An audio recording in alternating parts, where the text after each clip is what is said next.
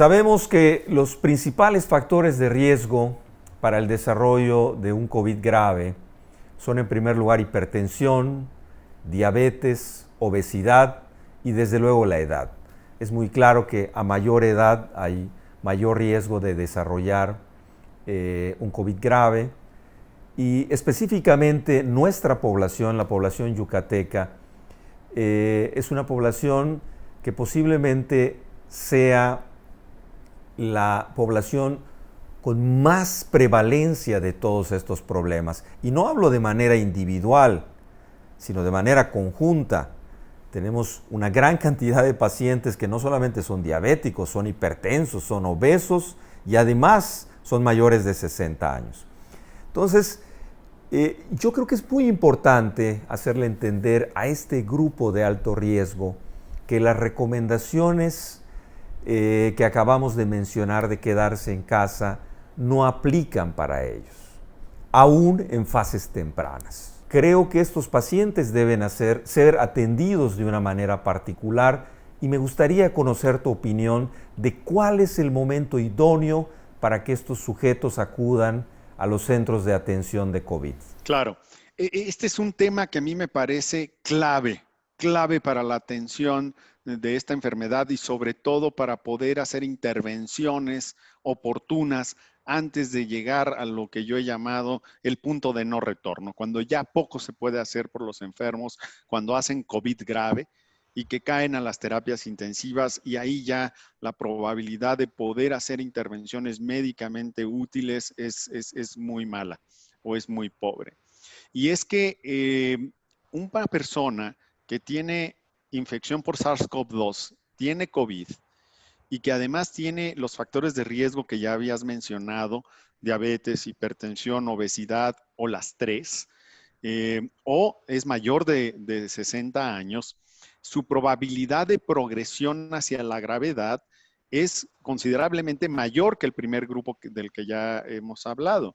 Entonces, aquí los sistemas de atención, y hablo particularmente de lo que ha ocurrido aquí en la Ciudad de México, han puesto a todos estos grupos, ¿sí?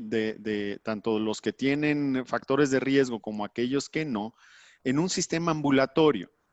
Pero este sistema ambulatorio es muy bueno para no saturar los servicios de urgencias, pero no es tan bueno para las personas que tienen factores de riesgo de progresión a la gravedad, porque estos pacientes, al momento en el que ya empiezan a tener dificultad para respirar, disnea, o que empiezan a tener ya una mala oxigenación, puede ser que ya las intervenciones que se hagan no van a ser tan óptimas.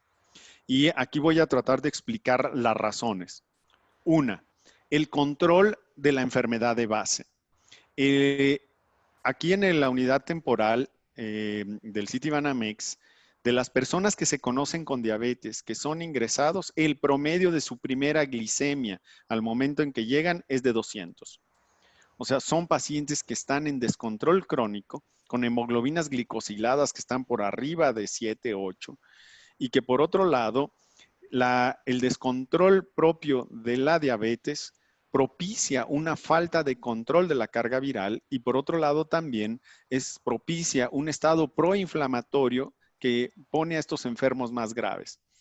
Con esto, ¿qué quiero decir? Que en la medida en la cual una persona que tiene COVID, que además tiene factores de riesgo para progresión a la gravedad, le controlemos la glucosa, le controlemos la presión arterial, que lo pongamos en reposo y que por otro lado proporcionemos oxígeno de manera temprana antes de que ocurra el daño pulmonar, son las medidas más eficientes, más eficaces, que sí pueden modificar el curso de la enfermedad.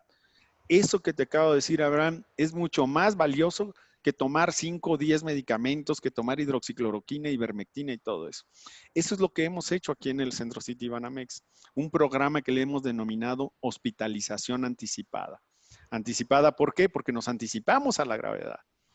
Anticipamos una serie de medidas que pueden evitar la progresión del daño pulmonar condicionado por la inflamación misma que detona el afán del sistema inmunológico de controlar el virus y por otro lado, lo que es el control del daño alveolar pulmonar autoinducido por el paciente.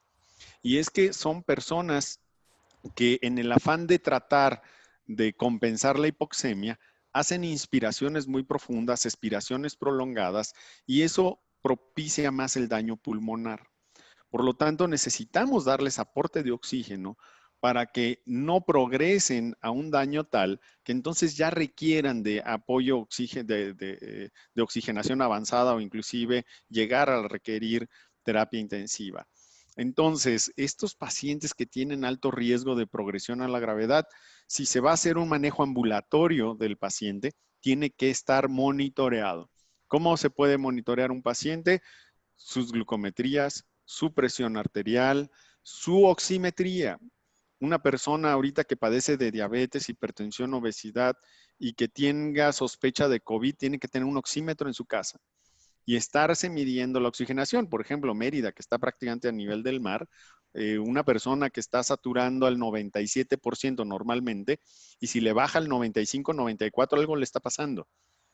Entonces, ese es un indicador de que esta persona tiene que acudir a atención médica inmediatamente y, de ser posible, una hospitalización temprana para control de sus comorbilidades y empezar oxigenoterapia y algo que también es fundamental, la anticoagulación profiláctica. La anticoagulación profiláctica es otra de las medidas de alto impacto.